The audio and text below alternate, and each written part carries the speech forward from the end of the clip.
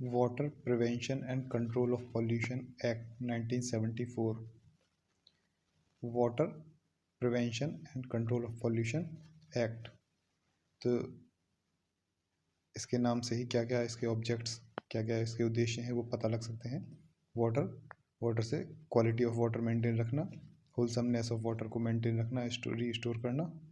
दूसरा है prevention and control of pollution, water pollution को प्रिवेंट करना, उसको कंट्रोल करना।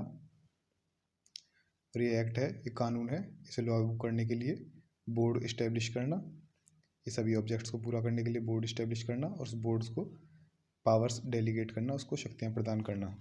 ये इसके ऑब्जेक्ट्स इसके नाम से ही पता लग जाएंगे। Water prevention and control of pollution act. क्या ऑब्जेक्ट्स हुए? Maintaining and restoring wholesomeness of water, prevention and control water pollution, establish boards to carry these objects and conferring and assigning powers and functions to the boards। ठीक है, water की wholesomeness, उसकी quality maintain रखना, restore करना, water pollution को prevent करना और control करना, और इन ऑब्जेक्ट्स को पूरा करने के लिए बोर्ड्स इस्टेब्लिश करना और उनको पावर्स देना और फंक्शंस असाइन करना। ये इसके ऑब्जेक्ट्स हुए water prevention and control of pollution act. Subject matter क्या हुआ फिर इसका? Prevention and control water pollution. Application कहाँ कहाँ एप्लीकेबल है? फर्स्ट इंस्टेंस शुरुआत में ये असम, बिहार, गुजरात, हरियाणा, हिमाचल प्रदेश, जम्मू एंड कश्मीर, केरल यहाँ पर था, Madhya Pradesh, Rajasthan, Tripura, west Bengal, united territory, other states में adopt this act by passing resolution.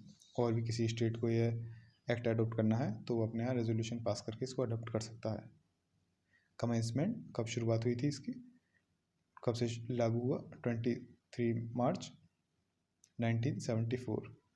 अलग अलग डेफिनेशंस देख लेते हैं जो इस एक्ट में दी गई हैं।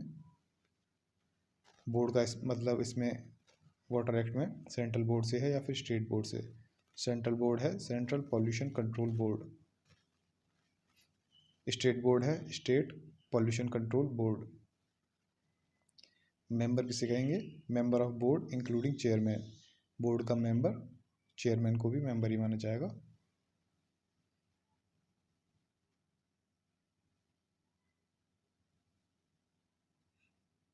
ऑक्यूपायर कौन हुआ? किसी फैक्ट्री या प्रेमाइसिस के रिगार्डिंग वह आदमी जो उस जगह का अफेयर्स का कंट्रोल करता हो, वहाँ के अफेयर्स को कंट्रोल करता हो, वहाँ का इंचार्ज हो। फैक्ट्री और प्रेमाइसिस केस में वो ऑक्यूपायर होगा। किसी सब्सटेंस, किसी पदार्थ के केस में जो व्यक्ति उस पदार्थ को पोजेस करता हो, उसका कब्जा जिसके पास हो वह पोजेसर होगा, वह ऑक्यूपायर होगा। आउटलेट किसे कहते हैं? कोई भी कॉन्ड्यूट पाइप हो, चैनल हो, ठीक है, ओपन हो या क्लोज्ड हो, जो कि सीवेज ले जाता हो, या ट्रेड एफ्लुएंट उसे कहते हैं जो फैक्ट्री वगैरह, फैक्ट्री और प्लांट्स वगैरह इन सब से जो गंदा पानी वगैरह निकलता है उसको ट्रेड एफ्लुएंट कहते हैं।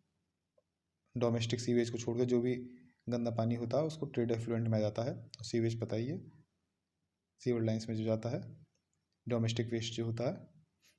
और any other holding arrangement which can cause pollution, या फिर कोई होल्डिंग अरेंजमेंट हो जिससे पॉल्यूशन होता हो वह आउटलेट कहलाता है। ठीक है, कॉन्ड्यूट पाइप हो या फिर कोई चैनल वगैरह हो जैसे पानी वगैरह जाता हो। पॉल्यूशन, वाटर पॉल्यूशन किसे कहेंगे? वाटर पॉल्यूशन की डेफिनेशन इस एक्ट में दी गई है।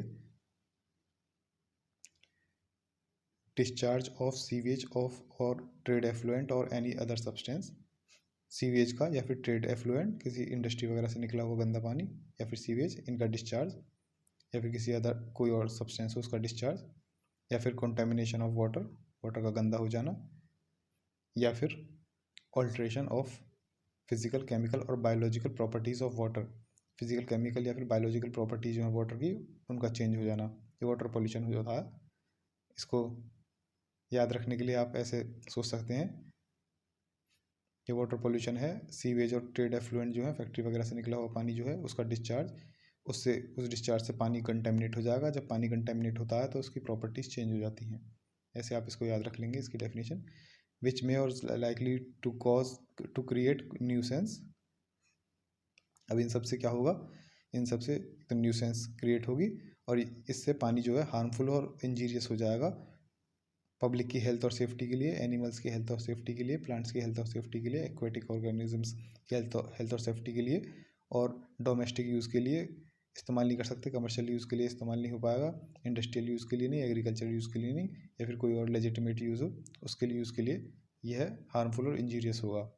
तो सीवेज और ट्रेड एफ्लुएंट का डिस्चार्ज होता है वाटर पोल्यूशन, इससे पानी कंटेमिनेट हो जाता है और फिर पानी की प्रॉपर्टीज़ चेंज हो जाती हैं।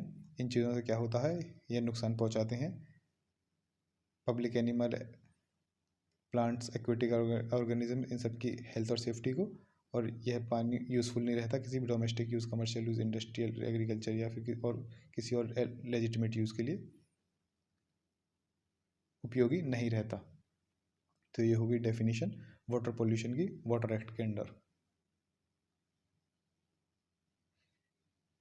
इसमें स्ट्रीम में क्या क्या इंक्लूड है, रिवर स्ट्रीम में आती है, वाटर कोर्स हो या तो फ्लोइंग हो या फिर सूख गया हो, सबटरेनियन वाटर, ज़मीन के बीच में कहीं कोई पानी की जगह हो, या फिर sea or tidal water to such extent as the state government may specify, समुद्र हो या फिर क्या कहते हैं कोई टाइडल वाटर हो उस लिमिट तक जहाँ तक गवर्नमेंट ने स्पेसिफाई किया हो कि इस रेंज तक का वाटर स्ट्रीम में इंक्लूड होगा।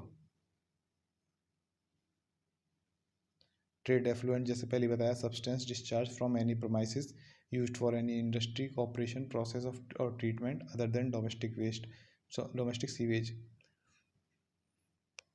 डोमेस्टिक सीवेज को छोड़ के जितना भी कोई अगर किसी प्रोमाइसिस से कोई सब्सटेंस निकल रहा हो, जिस प्रोमाइसिस में इंडस्ट्री चल रही है, कोई ऑपरेशन हो रहा हो, कोई प्रोसेस हो रहा हो, कोई ट्रीटमेंट हो रहा हो, वहाँ से निकला हो सब्सटेंस ट्रेड एफ्लुएंट कहलाता है, अदर देन बस डोमेस्टिक सीवेज ना हो वो।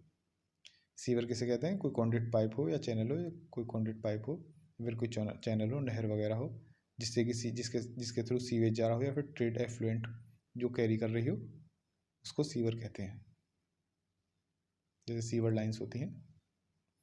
ये डेफिनेशंस हो गई।